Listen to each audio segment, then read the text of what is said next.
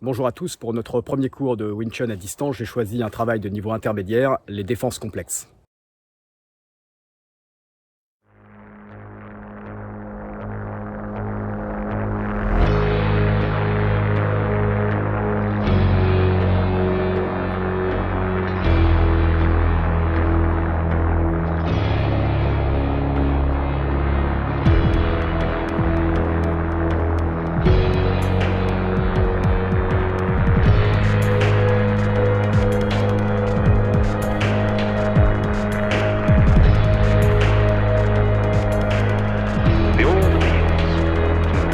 Racial, sexual, religious chauvinism, and to rapid nationalist fervor are beginning not to work. A new consciousness is developing which sees the earth as a single organism and recognizes that an organism at war with itself is doomed. We are one planet.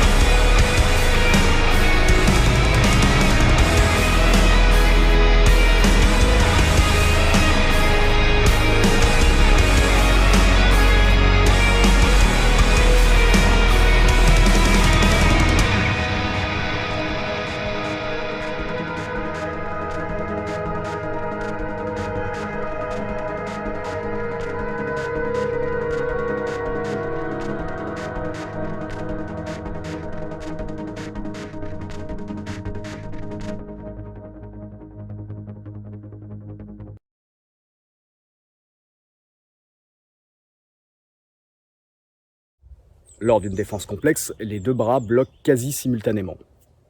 L'un des deux bras exécutera un blocage de type Yin, l'autre de type Yang. Je rappelle que le Wing Chun est un système qui s'applique lors de la gestion des distances courtes en combat. Ceci signifie que dans la plupart du temps, il nous amène à gérer la pression d'un adversaire qui est déjà au contact d'un pont, c'est-à-dire de l'avant-bras. Pour gérer une attaque adverse dans cette courte distance, je vais devoir avoir recours à deux éléments. Une pyramide de défense et un déplacement qui entraînera un pivot. Le pivot est crucial en Wing Chun, car il permet au système, construit sur le fondement de la pensée chinoise, le symbole yin-yang, de s'appliquer. Ainsi, lorsque je pivote, l'une de mes épaules part vers l'avant, l'autre part vers l'arrière. Vous pouvez alors imaginer au sol un arc que j'appellerai arc de puissance, qui symbolisera la rotation de mes épaules lors de mon travail de pivot en combat. Cet arc est coupé en deux parties symétriques par la ligne centrale de combat, c'est-à-dire le plan qui relie les deux colonnes vertébrales de deux combattants. Lorsque je pivote de la droite vers la gauche, que ce soit pour frapper ou pour bloquer, mon épaule droite remonte la moitié de l'arc des forces, tandis que mon épaule gauche descend l'autre moitié. Ainsi, si je veux exécuter un mouvement de type Yang du bras droit, celui-ci prendra naissance quelque part sur la partie ascendante de l'arc des forces et finira sa course sur la ligne centrale de combat. Une attaque étant Yang par nature, si ici je pivote pour donner un coup de poing, vous voyez bien que mon poing prend naissance sur la partie ascendante de l'arc des forces et finit sur la ligne centrale de combat. Si je veux exécuter simultanément un mouvement de type Yin du bras gauche, celui-ci prendra naissance sur ou proche de la ligne centrale de combat et finira sa course quelque part sur la partie descendante de l'arc des forces. Ainsi, je peux exécuter simultanément un mouvement de type Yang du bras droit et un mouvement de type Yin du bras gauche. Tout à l'heure, nous avons parlé de la ligne mère, c'est-à-dire l'axe vertical qui nous transperce en notre centre. Nous avons parlé de la ligne centrale de combat, c'est-à-dire le plan qui relie les deux lignes mères de deux combattants. Nous allons parler maintenant de la ligne centrale personnelle, c'est-à-dire la ligne verticale qui nous divise en deux parties symétriques. En gros, la ligne qui suit la fermeture éclair de votre veste. Lorsque j'effectue un simple pivot en combat, la ligne centrale de combat, elle, ne change pas. Par contre, la ligne centrale personnelle pivote avec moi. Lorsque j'effectue un simple pivot avec une technique de type Yang, la ligne centrale personnelle se retrouve à peu près 45 degrés par rapport à la ligne centrale de combat. En conclusion, lors d'un pivot, un mouvement de type Yang prendra naissance quelque part sur la partie ascendante de l'arc des forces pour finir sa course sur la ligne centrale de combat. Un mouvement de type Yin, lui, prendra naissance sur la ligne centrale de combat ou proche de la ligne centrale de combat pour finir sa course sur la partie descendante de l'arc des forces en se référant à la ligne centrale personnelle. Les mouvements de type Yang ont une force centrifuge, les mouvements de type Yin une force centripète. Grâce à cette théorie yin-yang, nous pouvons exécuter 2 mouvements simultanément des 2 bras, un de type yin et un de type yang, ce qui nous permet de faire par exemple une attaque et une défense simultanément. Nous avons donc à présent tous les éléments pour nous permettre de réaliser une défense complexe. Lors du pivot, le mouvement yin sera le premier à prendre le contact avec l'adversaire. La première défense complexe est un alliage du mouvement Tan-Sao et du mouvement Pak-Sao. Tan-Pak-Sao. Le mouvement de type Yin, c'est le Tan-Sao. Je le réfère donc à la ligne centrale personnelle. Le majeur et l'intérieur du coude viennent s'aligner sur la ligne centrale personnelle. Le Pak-Sao est le mouvement de type Yang. Il se dirige vers la ligne centrale de combat et la traverse légèrement pour venir s'aligner avec le bord extérieur de l'épaule opposée.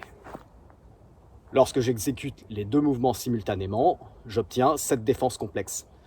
Ici.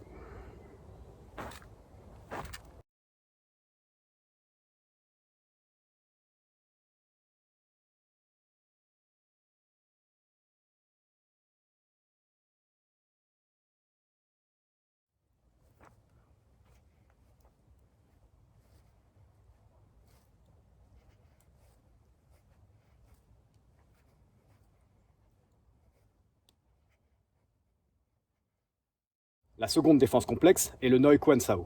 Elle est composée de Tan Sao et de Dai Bong Sao. Le Tan Sao s'aligne avec la ligne centrale personnelle. Encore une fois, je viens poser l'intérieur du coude et le majeur sur la ligne centrale personnelle. Le Dai Bong Sao, lui, agit ici sur cette zone de l'avant-bras qui est située à partir du poignet à peu près la largeur de la main. Voilà, ici. Et je viens sur la ligne centrale de combat en revenant légèrement ici vers le ventre.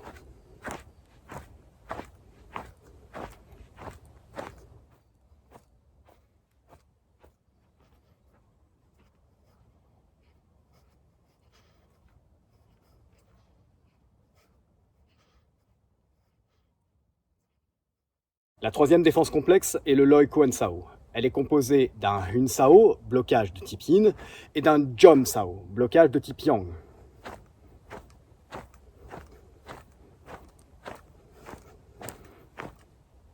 Le Hun Sao s'aligne ici avec la ligne centrale personnelle, donc au niveau du mouvement de la main, donc en gros le poignet, lorsque vous êtes en position, s'aligne avec la ligne centrale personnelle. Le Jom Sao, lui, s'aligne avec la ligne centrale de combat, donc comme le Tan, intérieur du coude et majeur.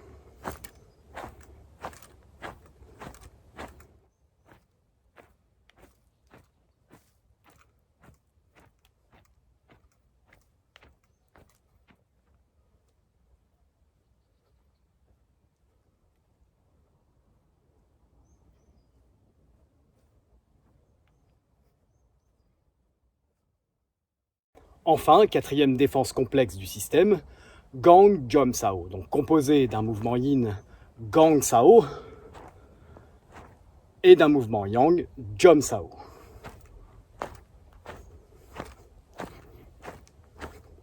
Le Gang Sao, ici, se réfère à la ligne centrale personnelle en venant agir à 45 degrés vers l'extérieur par rapport à cette ligne. C'est-à-dire que quand je suis en position neutre, ici, mon blocage est à 45 degrés par rapport, voyez, à l'axe ici vertical. Ça veut dire que lorsque je pivote, il garde cette structure. Le Jom Sao, lui, comme précédemment, vient s'aligner avec la ligne centrale de combat. On vient aligner l'intérieur du coude et le majeur.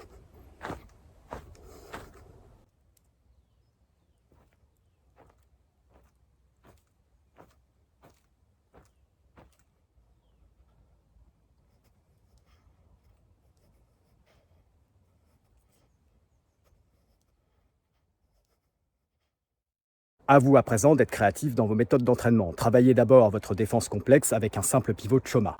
Travaillez ensuite avec une posture frontale, puis vous pourrez exécuter la défense complexe avec des déplacements.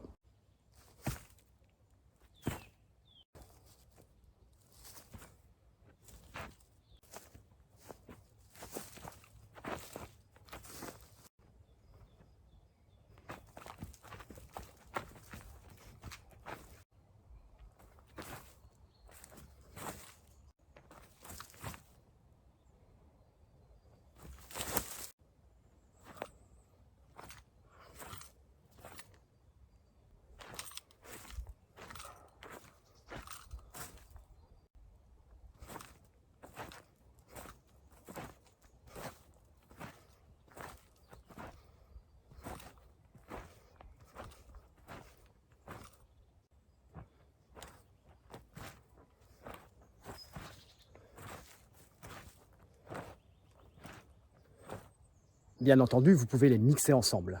Vous pouvez aussi ajouter une frappe à l'issue d'une défense complexe. Puis, vous pouvez les mixer ensemble et ajouter une frappe à l'issue d'une défense complexe. Voilà, soyez créatifs et assemblez les éléments entre eux.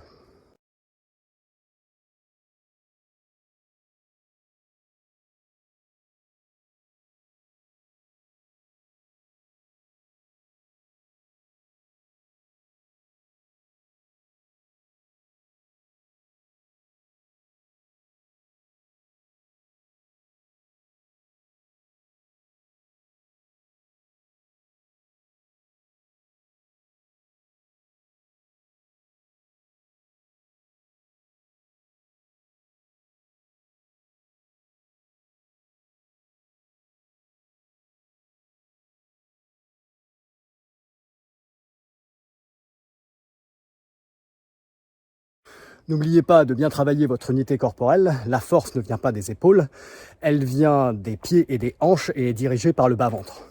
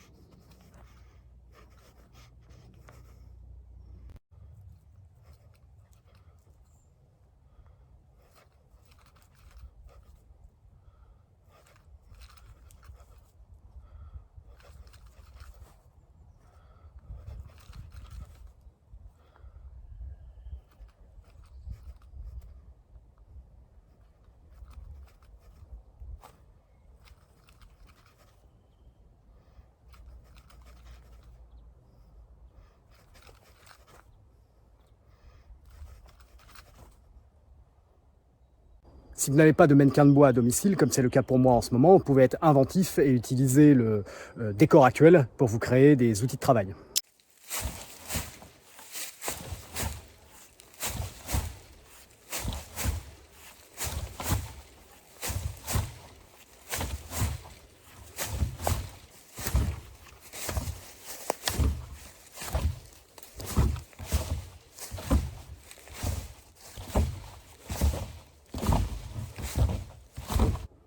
Voilà, je le répète toujours, affinez vos gestes jusqu'au bout des doigts. La magie du système est dans les bases. Répétez, répétez, répétez vos bases. Vu que vous devez vous responsabiliser dans l'entraînement, filmez-vous pour repérer vos erreurs. Soyez méticuleux, fonctionnez en termes d'efficacité et de justesse et non en termes d'esthétisme. Répétez les choses jusqu'à ce qu'elles se fassent naturellement, vous ne devez plus être dans votre tête quand vous pratiquez mais bien dans votre corps. Bon entraînement à vous, on se retrouve bientôt pour une nouvelle vidéo.